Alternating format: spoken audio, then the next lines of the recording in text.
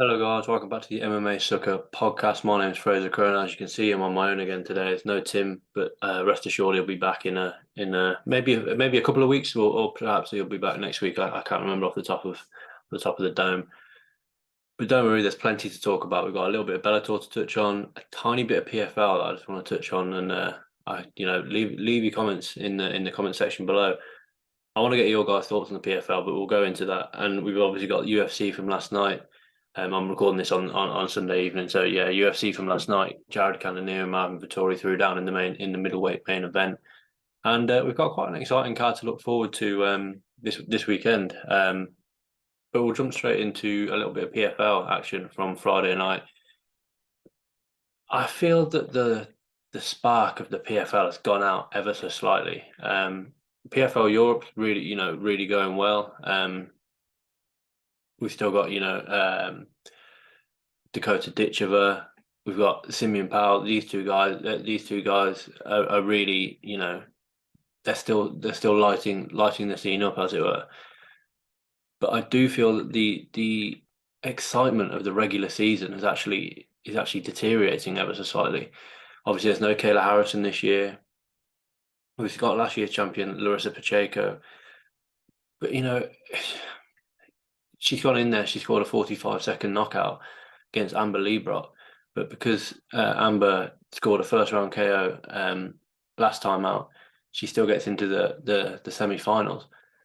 Larissa's going to walk through that semi-final, I believe, and it's a difficult sell. The experiment and the I think the PFL's hope that Aspen Ladd would do a lot better than she did hasn't quite paid off, because she's 2-1 in the PFL now, but she lost her opening fight by decision, so she's not in that final.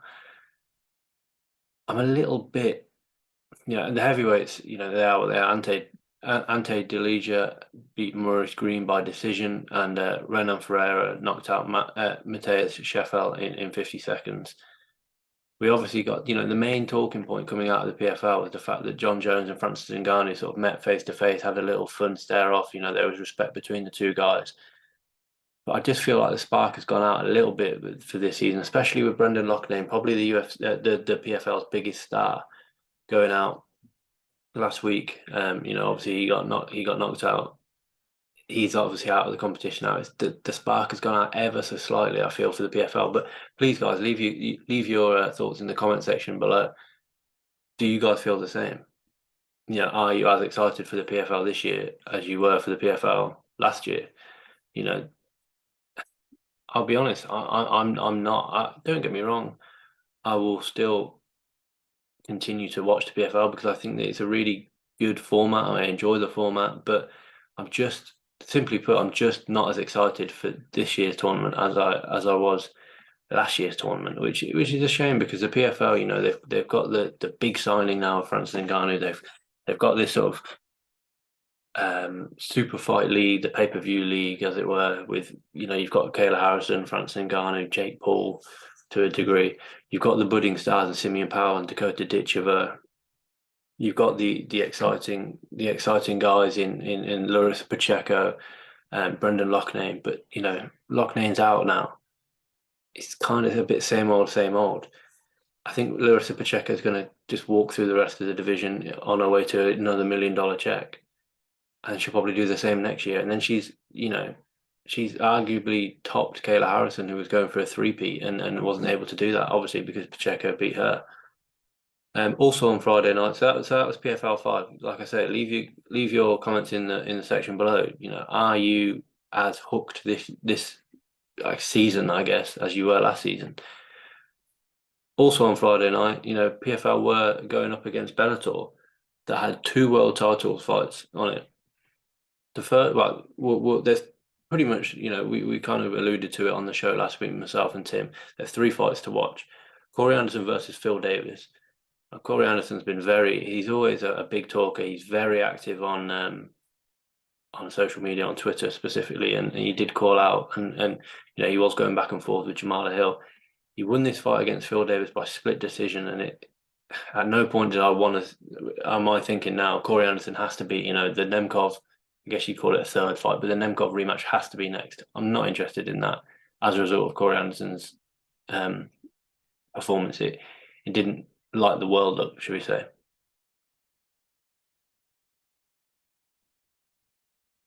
Then was a performance that did really light the world up, that has got me excited for his next fight. Sergio Pettis returning after, I think it was almost two years off, or at least it was a year and a half off. His last fight was a spinning back fist KO over Horiguchi, and he returned against Patricio Pitbull, a man who, you know, is the face. Now that Michael Chandler's left, he's the face of Bellator. He's lost twice in, what's that, for 7 years. One was a leg injury against Benson Henderson, and then he lost against AJ McKee back in July of 2021, which he then went on to avenge in April of last year. He was on a hot streak. He was three wins in a row, all by decision, and he was going for history. Patricky Pitbull, 35 years old, who's vying to become a three-weight simultaneous world champion. He's already the lightweight, he's already the featherweight world champion, and he was budding to become the bantamweight champion. Well, Sergio Pettis had other ideas. Like I said, returning for the first time in a year and a half. He decisively beat Patricio Pitbull, which is not something that we really saw coming. Heading into it, Pettis was a slight underdog, but he didn't fight like he was the underdog. He fought like he was the defending champion, and that's exactly what it is, And we forget, Anthony Pettis, Sergio Pettis, Anthony Pettis' little brother, 28 fights into his career, 23-5. Obviously, it didn't quite go his way in the UFC. But if you look at some of the guys that he lost to in the UFC, Alex Caceres, who's now moved up to featherweight, Ryan Benoit, it is what it is. Henry Cejudo by decision. Then he beat Joseph Benavidez. Brilliant win, aged really well. Juicy Formiga and Rob Font. Rob Font, that loss has aged really well. He then beat Tyson Nam. Let's not forget that he left the UFC on a win against Tyson Nam. He went over to Bellator. He picks up a guillotine choke in his debut. Then he defeats Ricky Bandejas. Then Juan Archuleta. Then he gets the win over Horiguchi in the bantamweight, his first bantamweight title defense. And now he's beating Patricio Pitbull, and we all know that Patchy Mix is next. Now Patchy Mix has looked phenomenal as of late. Winning the bantamweight Grand Prix, and it's time that fight. That fight is the next fight to be made. Obviously, it was slightly put off because of Pettis' injuries, and he wasn't able to compete in that tournament. But Patchy Mix has really made a name for himself now, and Sergio Pettis is the name at bantamweight, and I'm that's one I'm really excited for, because I really do think that's going to be a big fight for Bellator. That's two of their top guys, two of their proven top guys going at one another for the undisputed bantamweight title, and I can't wait. And it is good for Bellator to have that huge fight in the midst. In the main event, we saw Vadim Nemkov, beat Yoel Romero pretty easily. Yoel Romero looked all of his 46 years of age. Unfortunately, we had a strange fight week. The two were facing off with Romero. On screen he wasn't in the same setting as Nemkov. That was strange to start off with, and then we had a strange fight. It was very Ankalaev versus Kutalaba-esque. There was parts of the fight where Nemkov hit Yoel Romero with a body kick or a jab. I think. Well, I can't remember off the top of my head. It was an instantly forgettable fight. It went all 5 rounds, but Nemkov kind of appeared to wobble Yoel Romero. He stepped in. Romero was maybe playing possum, hit Nemkov. It was a strange one for me. But there's 2 questions that come out of this fight for me. The first being, is that father time, having caught up with Yoel Romero? Only time, ironically, will tell. The next question is just, how good is Vadim Nemkov? Is he the best 205er on the planet? Scott Coker seems to think so, and is very vocal in banging that drum. But That's an argument or a conversation for another podcast. Um, I'd love to sit down with Tim and discuss that, and perhaps we will when Jamala Hill has a fight booked. We can debate whether he is the best 205 on the planet or whether it is Vadim Nemkov. But that was all on Friday night. We now look ahead to Saturday night. We said it's a sneaky good card, not a bad card. There's not maybe the huge names on this card that we thought there might be, but it wasn't a bad card. Medeiros Bukauskas kicks off the card with a big win. It's his second win back since being cut. I can't really touch too much on the Ronnie Lawrence Daniel Argueta fight purely because I haven't actually seen the stoppage. I've seen a clip of it. I've seen a highlight of it. From what I understand, the referee stepped in early. These things happen. We do have the gold standard in the UFC and of MMA refereeing, but everyone makes mistakes. You'd rather him be 2 seconds too early than 2 seconds too late, as it were. Which is exactly what happened in the I believe it's the Manuel Torres Nicholas Motta fight. For those that didn't see the fight itself, it's quite sorry, the Manuel Torres fight. I'm getting mistaken. There's quite a few knockouts on this fight, this card, which is always good to see. So the Manuel Torres, that was a phenomenal step in elbow. Really, really good finish. The issue, the fight that I take issue with, was the Hernandez versus Bodnar fight. How many shots? That one technically I think went the distance. This is the technically it went the distance. Although the referee stepped in at 14:59, but Bodnar was slammed. He was knocked out due to the slam from Hernandez. And perhaps the referee didn't see the knockout, but the referees then allowed Hernandez to land 7 unanswered elbows onto a clearly knocked out opponent. Just simply put, you just have to do better. It's not good enough to allow that to happen. From a British point of view, Christian Leroy Duncan picking up his first professional loss. It's a shame, but Armen Petrosian, they clearly believe in Christian Leroy Duncan because Armen Petrosian is not an easy guy just to shove him in there. What is, it's his second UFC fight, but it's essentially his first. His first UFC fight went under 2 minutes and was stopped due to a knee injury.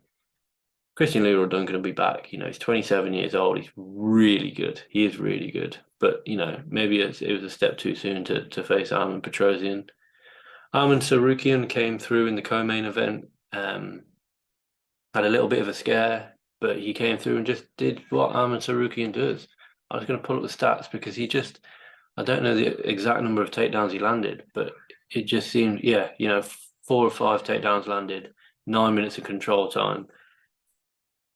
It's just too easy for Arman Tsarukyan, and he calls out Michael Chandler, which I am here for. I think that's a really good call out. I think it's a logical call out, but what I also do think is that realistically, is Michael Chandler versus Conor McGregor happening?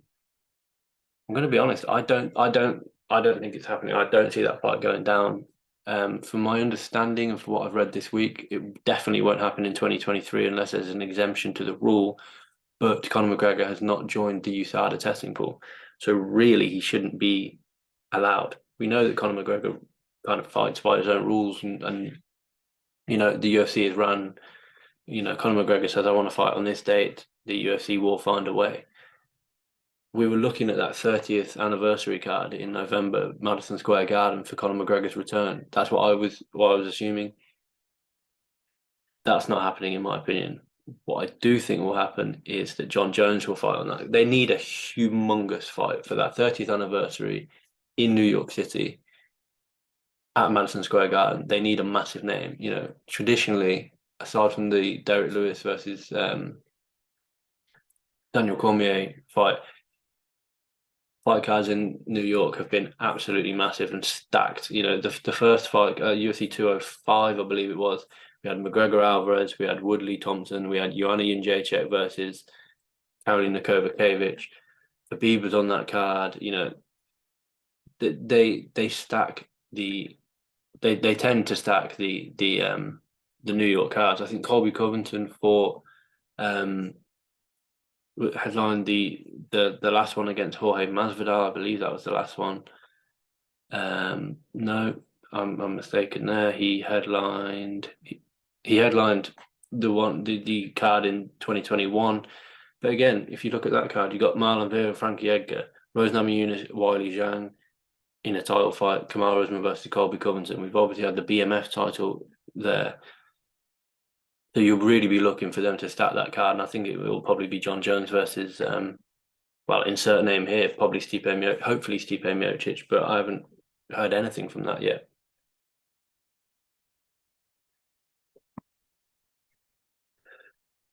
Just going on to talk about the main event. I've got so much to say on this main event, but I'm going to try and keep it brief.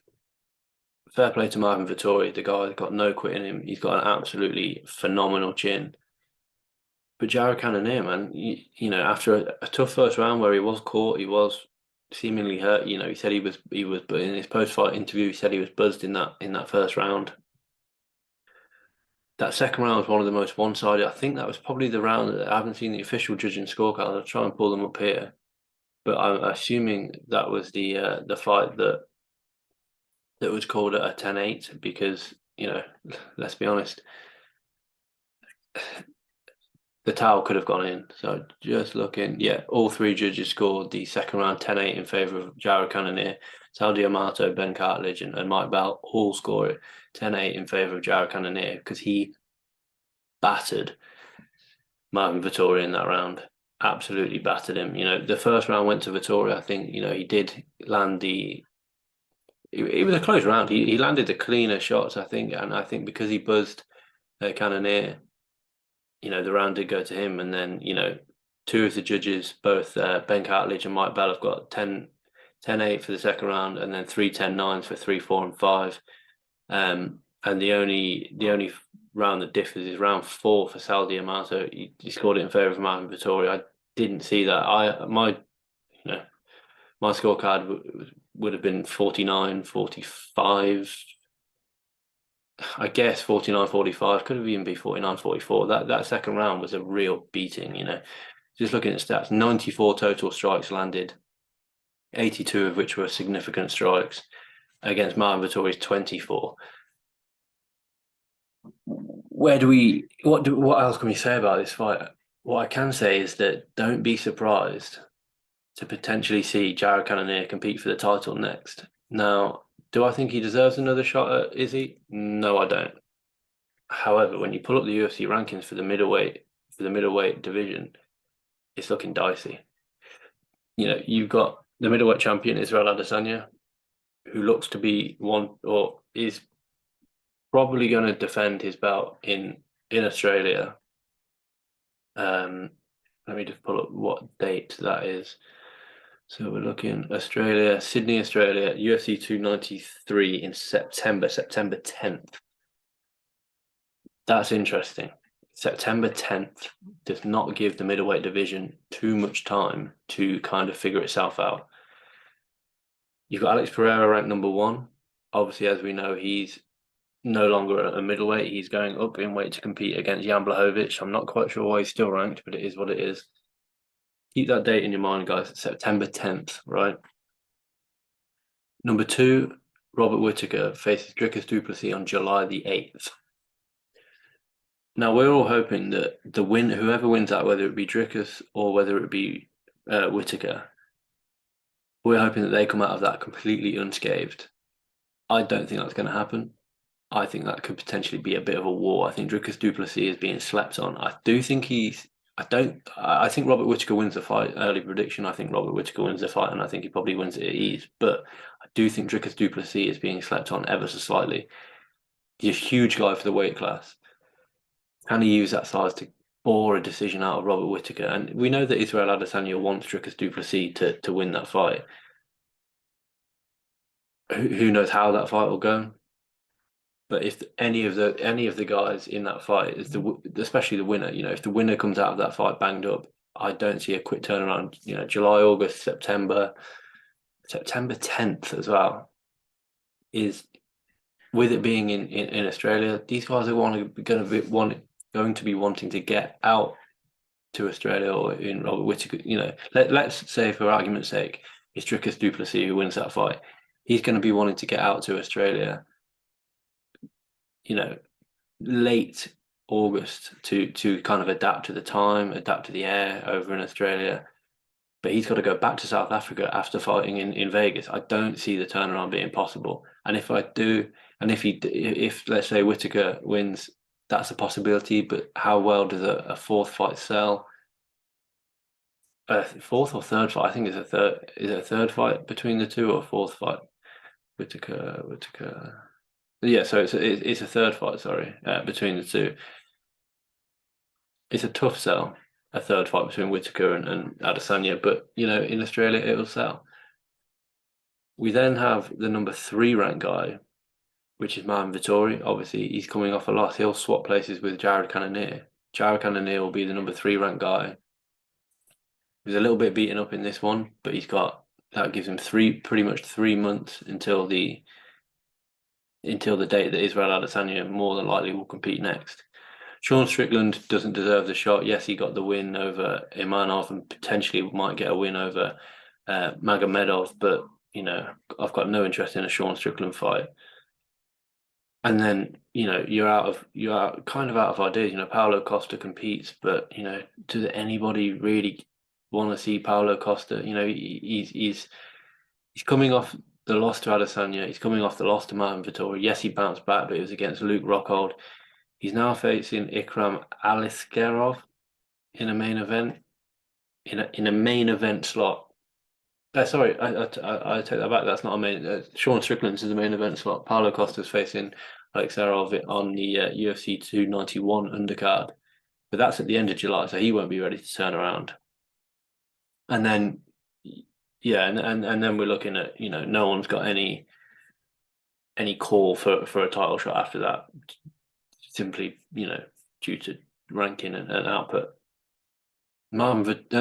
Jared Cannonier, there's a big chance that he gets that rematch with Israel Adesanya. Again, I don't think he deserves it. I'd rather Israel Adesanya sit out to that November card and face the winner of Whittaker versus Dricus du Plessis. Dricus du Plessis just in the UFC is I think he's on a 5-fight win streak. Obviously, he got the sub over Darren Till last year. He's coming off the TKO victory against Derek Brunson earlier this year. It's a massive step up in competition to face Robert Whittaker. But there's a good chance that we see the winner of that, especially if it's Dricus du Plessis, face Israel Adesanya. But I don't see that being in Australia. I don't know who's going to headline in that Australian card. If it's not Adesanya, because we've already got Volkanovski booked. He's booked for July. I don't see him coming out of that one against Yair Rodriguez completely unscathed because Rodriguez is legit. So it might have to be a non-Australian, but it seems like a little bit of a waste to go all the way over to Australia and not have an Australian, headline the card. But it is what it is.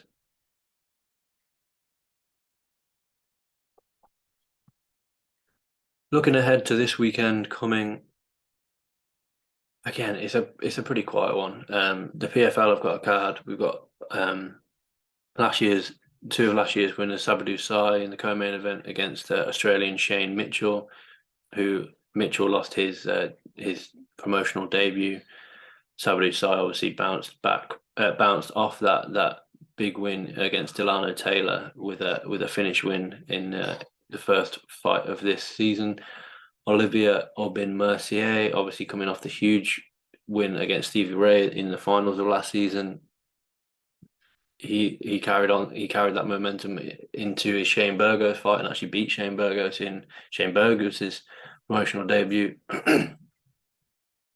Now he faces the up and coming, fellow Canadian Anthony Romero. I think Aubin Mercier is going to just simply have too much for Romero, but Romero is definitely one for the future. a couple of names down this card. We've got Delano Taylor returning again against Carlos Leal. He'll be looking for a win. He got the breakout performance against Roy McDonald. Then he lost in the final. He lost obviously in the back in April to Umlatov. He'll be looking to bounce back. Umlatov is also on this fight card against a fellow undefeated Nabil Lopez. It's an Umlatov win, unfortunately for Lopez. Stevie Ray's on this card against Clay Collard. That's like almost like a legends fight at this point. And Shane Burgos does return against Yamamoto Nishikawa, who it's not an easy fight. Nishikawa lost to Clay Collard last month, 2 months ago, sorry, in April. But Shane Burgos is he's one of these big signings, but he really he needs a win now, because if not he'll fall to 2-4 in his last 6 fights, which for Burgos isn't it's not acceptable. We also have a UFC on ABC 5 card, and the headliner is a certified banger. The co-main event is pretty good. We've got some big names listed up and down this card. So let's jump straight into it. I'll start at the bottom of the card first and talk a little bit through the names that are on this card. We've got Jamal Emmers on this card against Jack Jenkins. The one on the prelims to really look out for. Well, there's 2 on the prelims to look out for. We've got a guaranteed finish in a heavyweight fight as well on the prelims. Yeah, I'm looking up and down these prelims. These prelims are really good. We've got Tabitha Ricci, who is undefeated in her UFC career. Sorry, she's got 1 defeat in her UFC career, and that's the Manon Fiorot. No shame in that whatsoever. She's then gone 3-0 since then, defeating Maria Oliveira, Poliana Viana, and Jessica Penne last time out. She submitted Jessica Penne at UFC 285. She takes a big step up to face, a lady that I've spoken to about her flyweight debut. I know James Lynch has spoken to her for the MMA Soccer channel. I'll link both the interviews down below. Gillian Robertson, really, really exciting. Gillian Robertson. She obviously made her strawweight debut, last time out against Pierre Rodriguez, and by a second round, simply too strong, too good. And she takes on Tabitha Ricci in a very competitive fight. And this is a kind of a battle of the girls that want to really cement their name at 115 pounds. Ricci is the girl that's ranked out of the 2 of them, but we can't forget that Gillian Robertson's only had a single fight at strawweight, so she can't expect to really be ranked after just 1 fight against an unranked girl. But realistically, Gillian Robertson really could be the future of this division, and it's exciting. It's a really exciting fight, and that is definitely not one to be missed. We've got Trevor Peake on the prelims as well. We've got a banger between Randy Brown and Wellington Turman on the prelims. Like I say, a guaranteed finish in Justin Taffer and Austin Lane. Let's hope that Zumagulov can make the walk. He's had the worst luck lately. He's had 3 cancelled fights. He's coming off, he's 1-5 in his last 6. He's 1-5 in the UFC. But let's hope that he can actually make his way to the octagon this time. Whether it goes his way or not, he's facing debutant Joshua Van. Van lost once in December of 2021. He's set to compete on the Contender Series. Obviously got the call slightly earlier, but I'm just looking down his record now. All of his wins have come in Fury FC. He is a machine. He's got a TKO, a ground and pound, punches, KO, calf slicer, punches, standing rear naked choke. This guy's all action. Joshua Van certainly an exciting prospect to look out for. And he's getting the call on short notice. He's 21 years old. Wow, he looks like he could potentially do some damage. How good he'll be on late notice, I'm not sure, against Zumagulov, but we'll see. And a massive fight headline in the prelims. Neil Magny is headlining a preliminary. I don't think this is in the Apex notes in Jacksonville, Florida. Sorry. Neil Magny is headlining a prelim card, but it is what it is. He is coming off a loss to Gilbert Burns. We haven't seen him since the beginning of this year. He's usually, you know, traditionally he's a lot more active. He fought 3 times last year: Max Griffin, Shavkat, Daniel Rodriguez, and this year he's only, I say only, he's fought Gilbert Burns and lost pretty decisively in that one. He takes on Phil Rowe, who is, you know, he's good. He's long. He's difficult. He's on a 3-fight win streak. Last win was against Nico Price back in December of last year. So he's active. It's a fun fight. I think Neil Magny's experience might just win him that one. But then we jump onto the main card. Now this main card is really good. We've got Brendan Allen versus Bruno Silva. Bruno Silva, you'll remember, obviously went the distance with Alex Pereira in Pereira's second UFC fight. He then lost to Jared Mearshart, but then he brutally knocked out Brad Tavares last time out. He faces Brendan Allen, a man who is on a phenomenal run of form at the moment. He lost to Chris Curtis, and then he beat Sam Alvey, beat Jacob Marcoon, beat Christoph Jokto, beat Andre Muniz on that late notice main event back in February. He beat Muniz by finish, by submission. Brendan Allen, could very well. He's ranked number 13 at the moment. He's fighting outside of the division.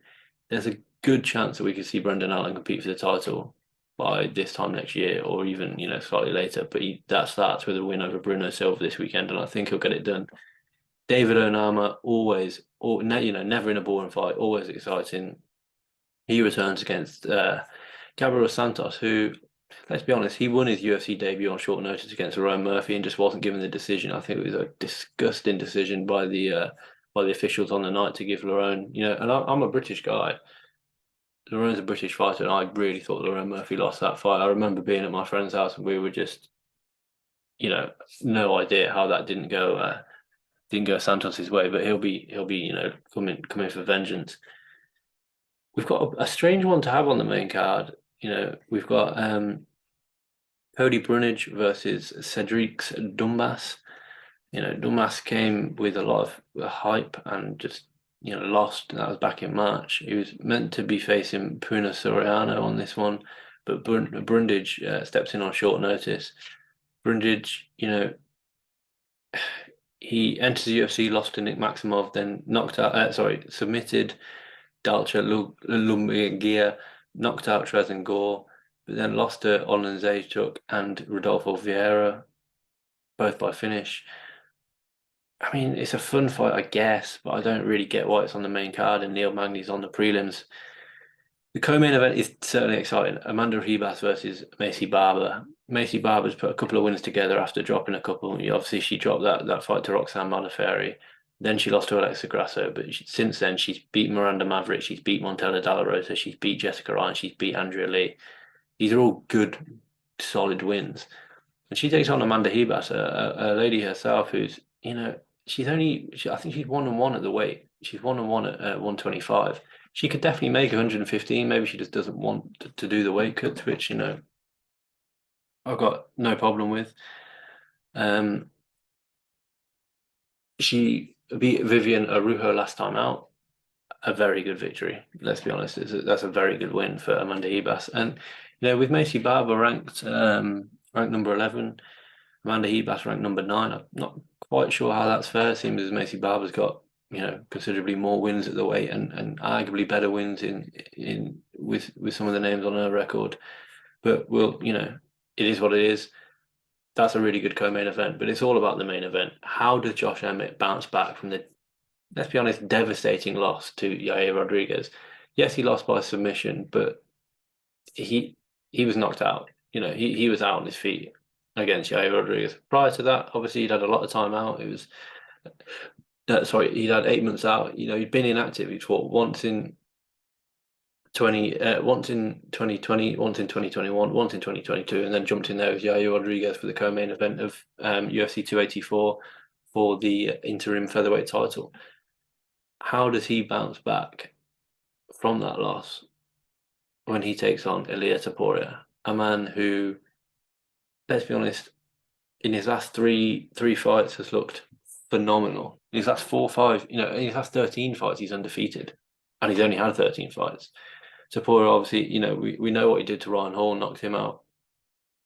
We know what he did to Jai Herbert fighting upper weight when he was, he was hurt in that first round. I'm pretty sure he was dropped, or he was at least landed. He was losing the fight to Jai Herbert, and he responded with a massive right hook and knocked Jai Herbert out.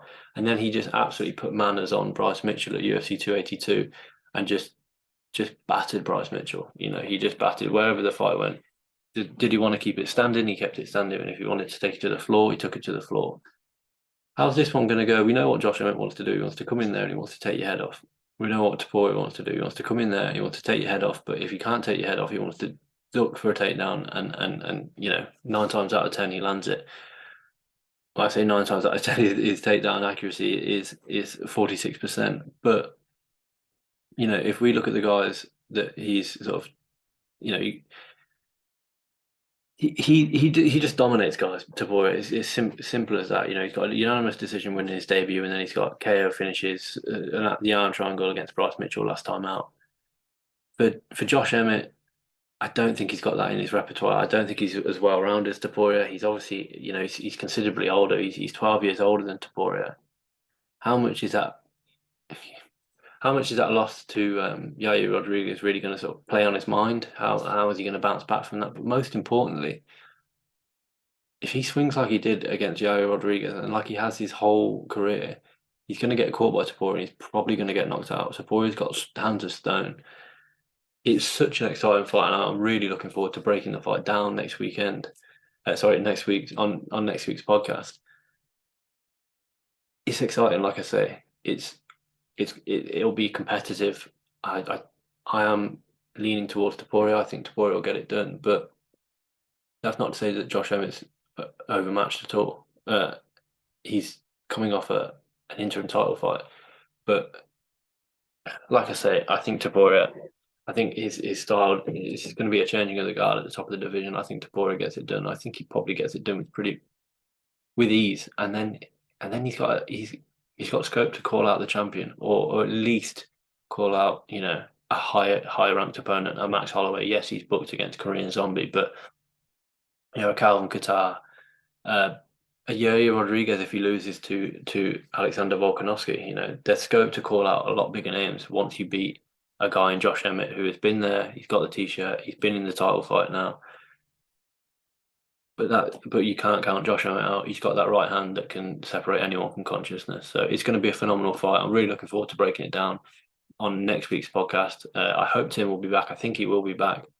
But if not, I'll be here breaking down that fight and looking ahead to the fight. I think is it UFC 282? Not I lose track. Alexander Volkanovski. I know we've got the big international fight week card coming up, but I'm not 100% sure on the dates for that one. So, oh no, we've got Emmett Topuria, obviously, this coming weekend. We've then got Sean Strickland versus Magomedov the weekend after, and I'm just looking down that fight. We've got Ismagulov versus Grant Dawson. Kevin Lee returns onto the prelims by the looks of it. Enough said. That's that's not a card to break down in any great detail, but like I said, I'll be here next week breaking down the fight night that I just previewed earlier, Topuria versus Josh Emmett. Really, really good fight. So make sure you watch that. Make sure you watch this whole card because this whole card's good for the UFC. Like I said, leave a comment below. Do you think the PFL is kind of running out of steam? It's not caught fire as much this year, because I certainly do. Let me know your thoughts. Like and subscribe and all that good stuff, and I'll speak to you on the next one. Cheers.